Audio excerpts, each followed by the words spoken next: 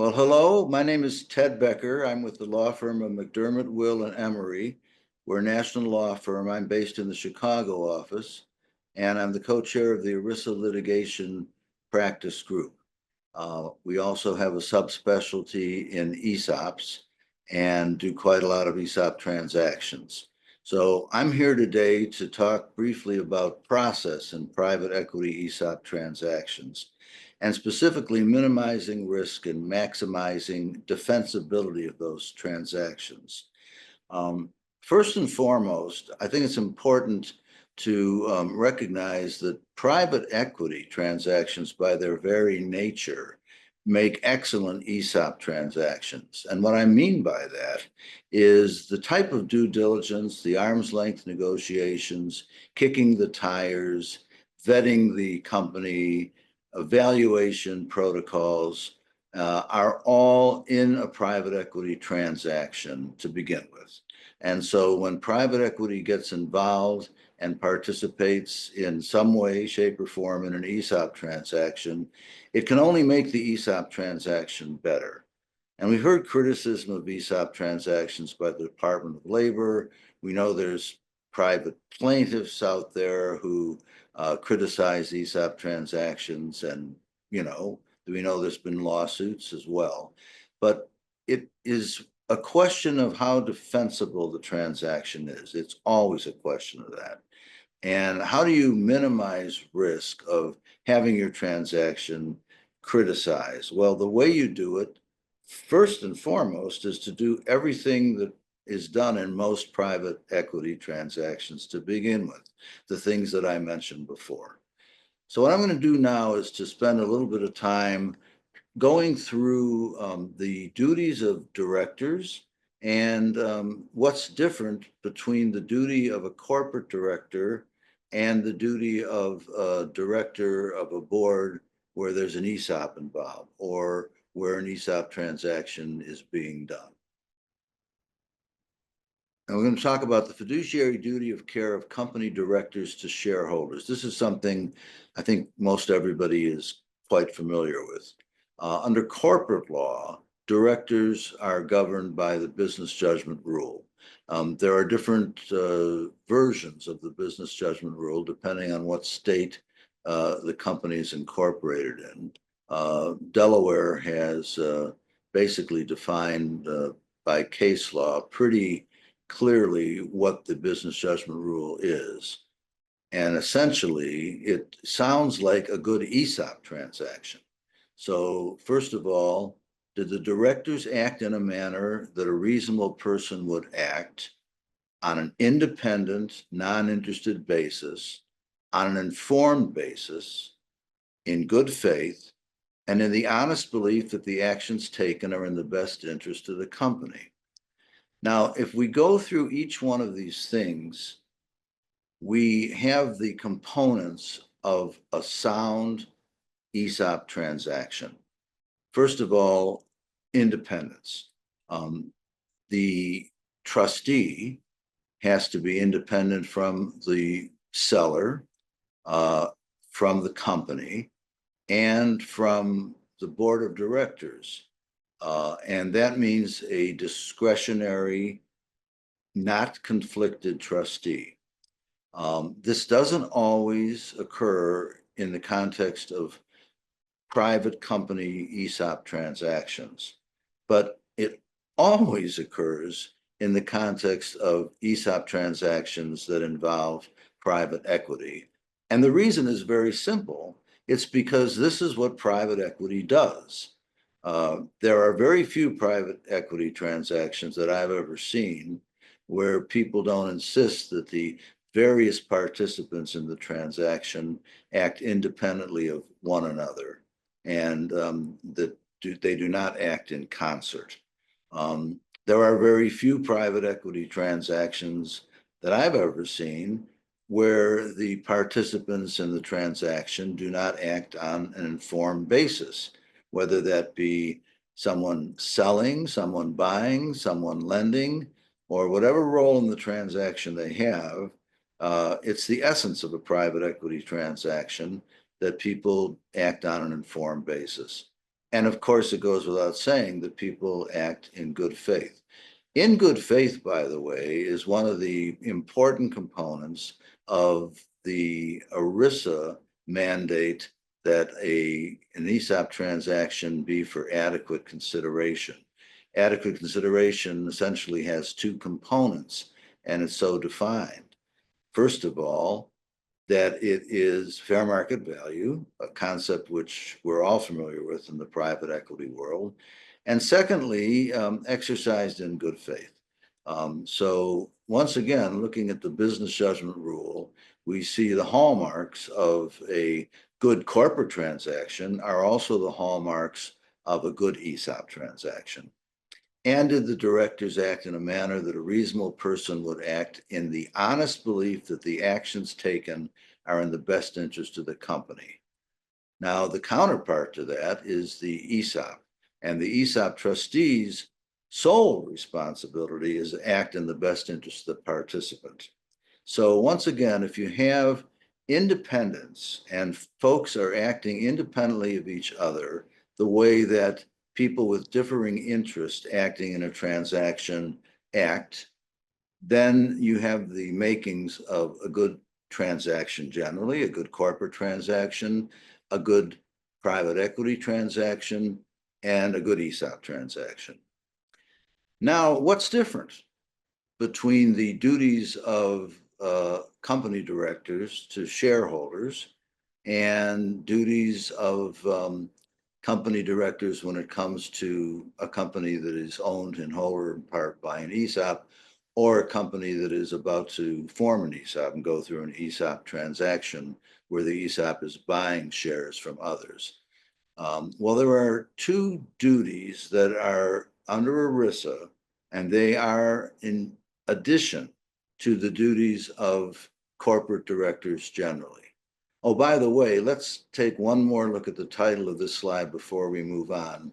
What I've been talking about in the context of the business judgment rule is the duty of care of company directors to shareholders.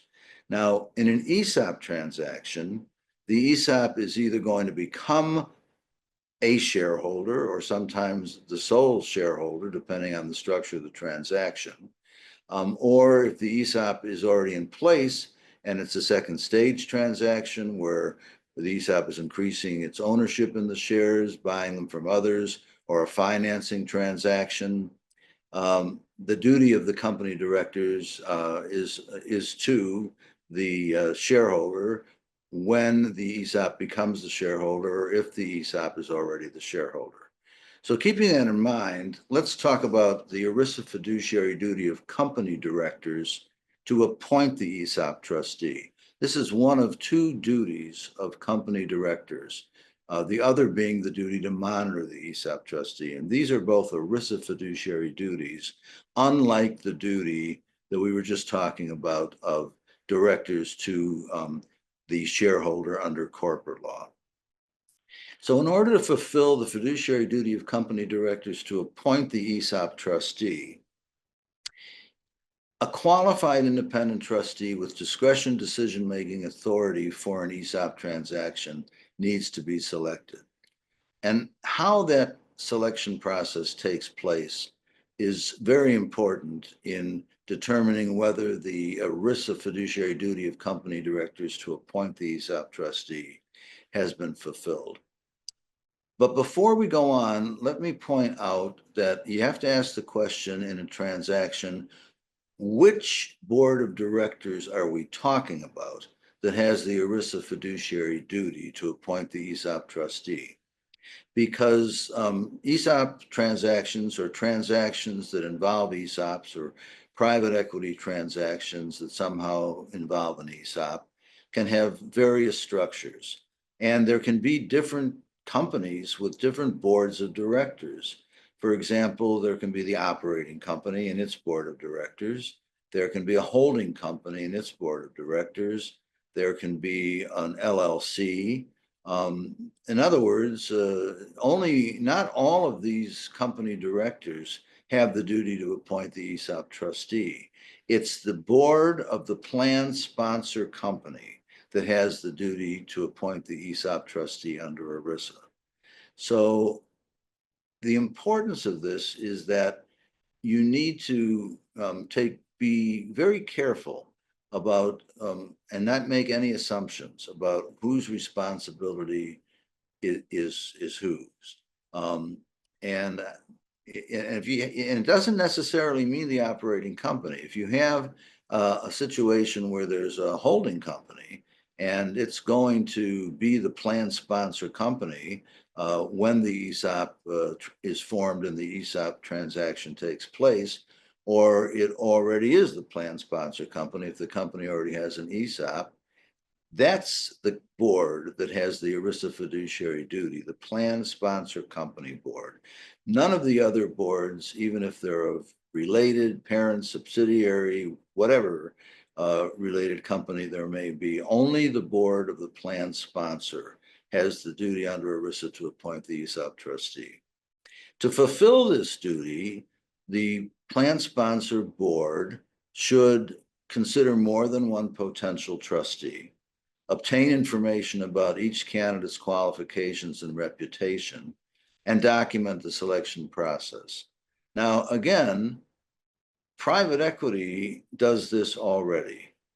If they're selecting other advisors, not necessarily the ESOP trustee, but in just a general transaction, private equity is going to consider more than one candidate for a professional advisor. They're going to consider and obtain information about the candidate's qualifications and reputation. And they're going to document the selection process.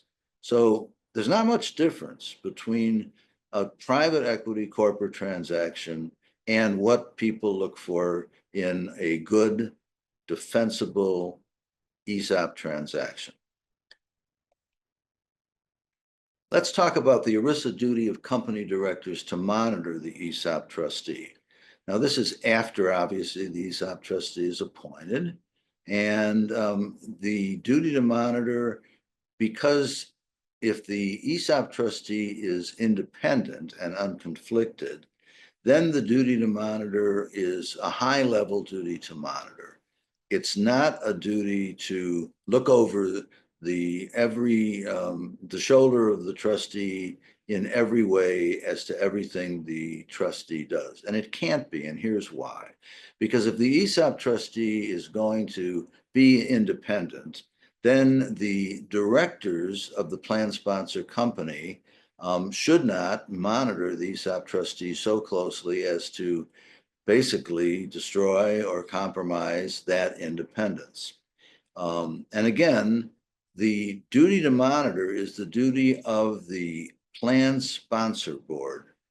Only those directors who are sitting on that board in that capacity as a plan sponsor board director have the ERISA duty to monitor the ESOP trustee.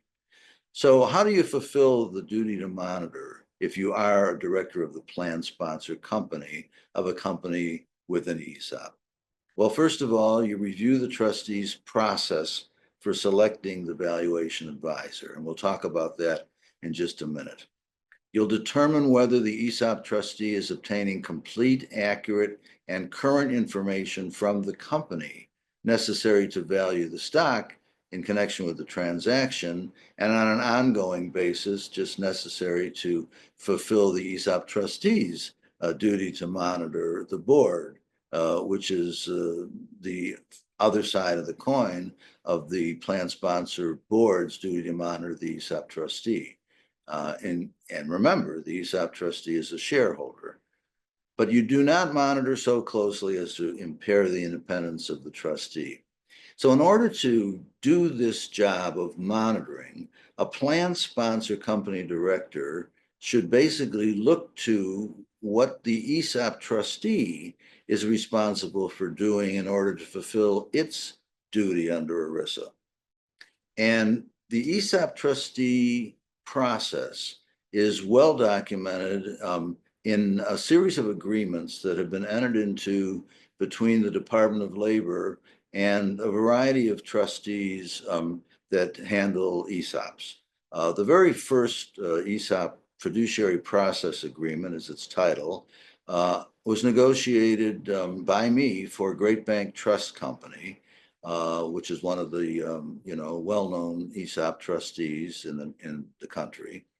And it took place over an 18-month period of negotiations with the Department of Labor. Great Bank went to the Department of Labor voluntarily to say, look, we think we have a prudent process. We would like you to take a look at it, kick the tires, and see if we can come into an agreement voluntarily, which each side signs and basically agrees this is a prudent process. And that was the genesis of the Great Bank Prudent Process or Fiduciary Process Agreement back in 2014. Since then, when it was first announced, the Assistant Secretary of Labor at that time encouraged other trustees to adopt similar agreements, or if not adopt agreements with the Department of Labor, to at least follow the process that was laid out. So only the trustees who formally entered into a process agreement with the Department of Labor are bound by that agreement. And again, contractually, it's a voluntary agreement between the Department of Labor in Great Bank's case. In some other process agreements are in the form of consent decrees or other types of court-involved process. But the Great Bank Trust Company process agreement was voluntary. Essentially, any trustee who follows this process agreement is following an agreement, whether it binds them or not, that the Department of Labor signed on the dotted line and said is a prudent process.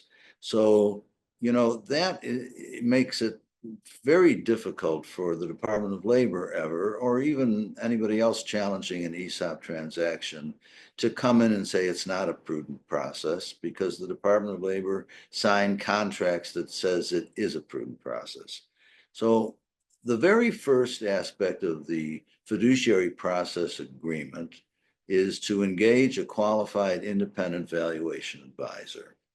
The trustee should not use a valuation advisor for a transaction where the advisor has previously performed work, including what some folks refer to as a preliminary evaluation, meaning a valuation that the potential seller or counterparty to the transaction has done for it by a valuation advisor.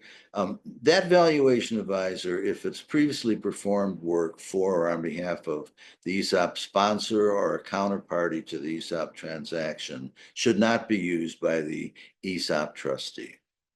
And the ESOP trustee should consider more than one potential valuation advisor. The ESOP trustee should investigate and understand the valuation advisor's qualifications, and the ESOP trustee should confirm whether the potential valuation advisor was the subject of prior criminal or civil proceedings, and the ESOP trustee should document a full explanation of the bases for concluding that the selection of the valuation advisor was prudent. Now, interestingly enough, if you take the words valuation advisor and you replace them with the word trustee, what you basically have are the same types of things that the plan sponsor board should be doing that we have just spoken about in selecting an independent ESOP trustee. And so, by definition, if the plan sponsor board fulfills its duty to monitor and the ESOP trustee, fulfills its duty to appoint an ESOP trustee, and the ESOP trustee fulfills its duty to appoint or engage an independent valuation advisor, it's very difficult to criticize what has been done, because the Department of Labor process agreement that lays out what a trustee is supposed to be doing is analogous to what a plan sponsor director should be doing in selecting an independent ESOP trustee. The important thing to recognize is after the appointment of the valuation advisor or the engagement, just like after the appointment of the ESOP trustee, just like the board, the plan sponsor board's duty to monitor continues after the appointment of the ESOP trustee, so does the duty of the ESOP trustee to oversee, or we could use the word monitor, the valuation advisor's analysis. So to do that, the ESOP trustee needs to take and document reasonable steps to determine that the valuation advisor receives current, complete, and accurate information, conduct a reasonable inquiry as to whether persons providing projections have any conflicts of interest in regard to the ESOP, document an opinion on the reasonableness of projections considered in connection with the proposed transaction, and take reasonable steps to determine the prudence of relying on the company's financial statements. If these sound familiar, it's because they are the same types of things that are done in good transactions generally, as we talked about earlier, good corporate transactions, good private equity transactions, and good ESOP transactions. Another component of the ESOP trustee process is to analyze the final valuation report relating to the transaction. So the ESOP trustee needs to identify and question underlying assumptions. Is the information in the report consistent with the information in the trustee's possession?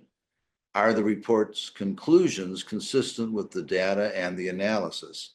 Is the report internally consistent in material aspects? And then the trustee should preserve all the documentation relating to the transaction and the trustee's analysis and vetting of the transaction. So in summary, if the ESOP trustee's process is monitored by the plan sponsor's board of directors, then the duty to monitor is fulfilled. And if the ESOP trustee does the things that we've just gone through, then a large part of the ESOP trustee's duties are fulfilled under ERISA.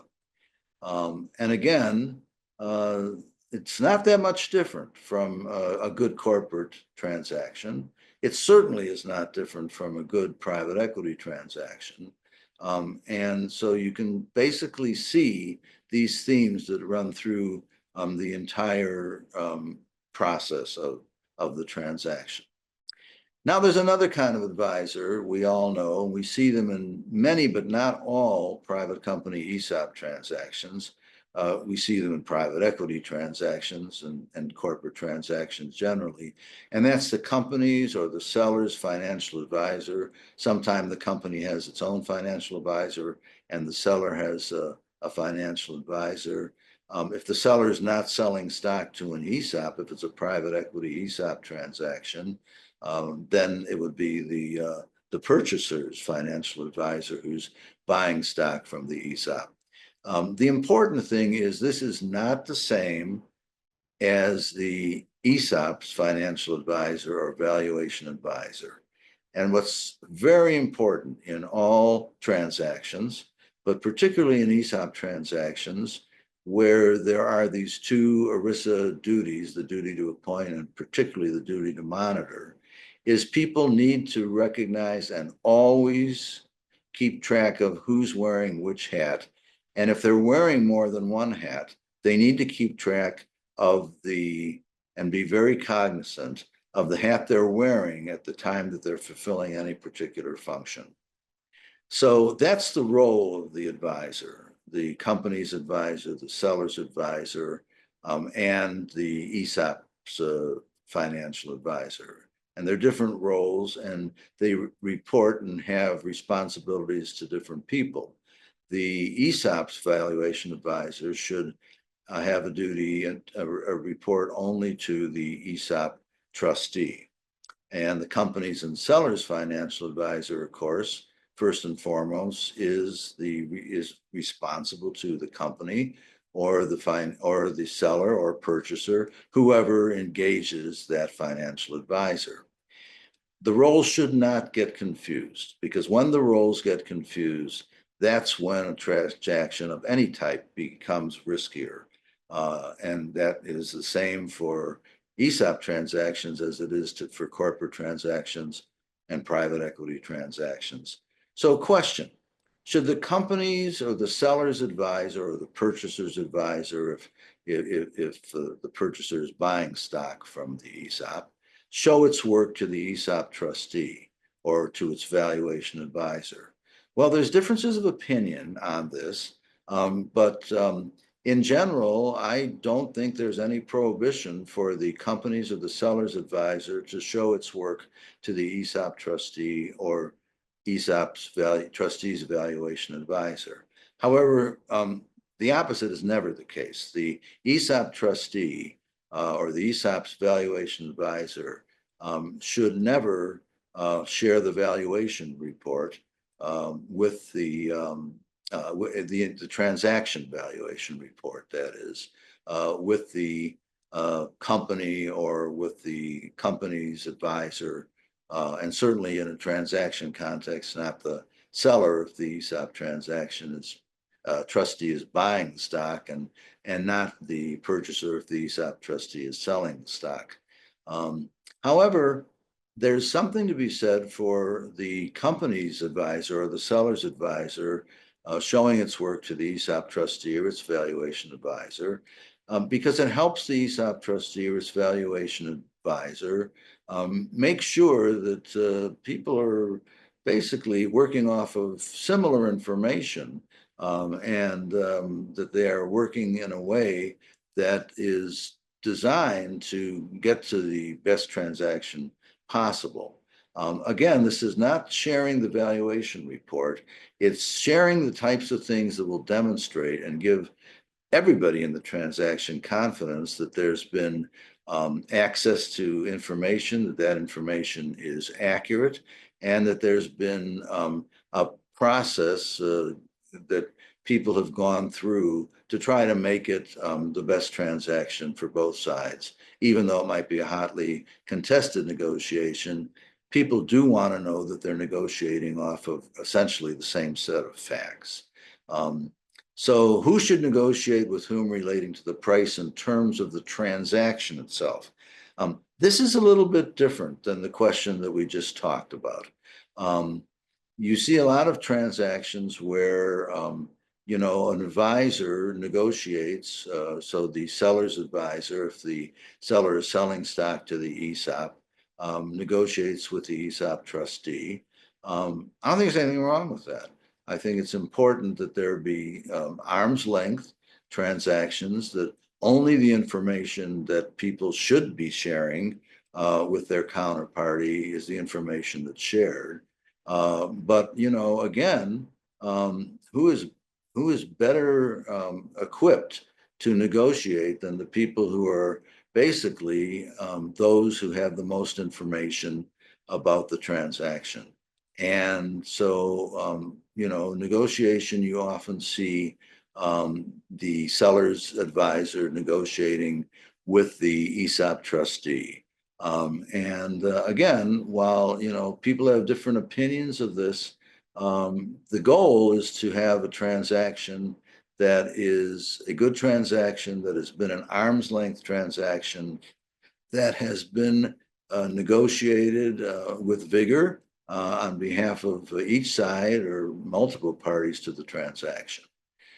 So I hope that that kind of lays out some context of things to think about in maximizing defensibility and minimizing risk of private equity transactions that involve ESOPs. And again, I close where I started, that a good private equity transaction is almost by definition a good ESOP transaction, because of the kind of work that goes into a private equity transaction, the independence, the vetting, the type of advisors that generally are involved, the due diligence that's done.